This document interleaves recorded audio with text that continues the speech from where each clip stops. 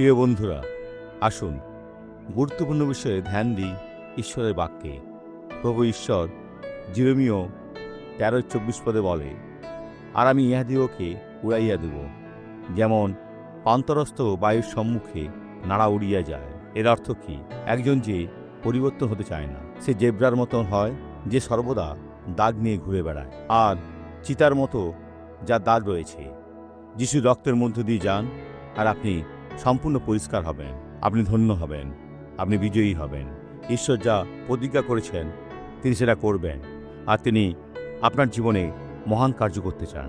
এই সাক্ষ্যটি দেখুন। আপনি এই লাঠিটা কেন ব্যবহার করছেন? কারণ চলা খুব কষ্টকর ছিল। এটা ছাড়া কি চলতে পারতেন না?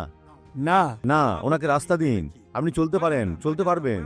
নিজের কাঁধে রাখুন, নিজের কাঁধে রাখুন, কাঁধে রাখুন। ক্ষেত্রে কার্য শেষ। এগিয়ে যান বন্ধুরা, এখানে দেখুন, এগিয়ে যান, এগিয়ে যান, এগিয়ে যান বন্ধুরা।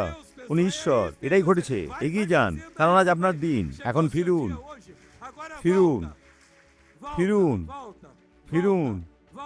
হয়েছে। এখন আপনি একটু দৌড়াতে পারেন, একটু দৌড়ান বন্ধুরা। দেখুন, হচ্ছে, দেখুন, হে একমাত্র যিশু। আসুন প্রার্থনা করি। পিতা, নতুন জন্ম প্রচার করি। এই ব্যক্তির নতুন জন্মের দরকার। তারা চাইছে যে তুমি তাদের এই অভিজ্ঞতা দাও।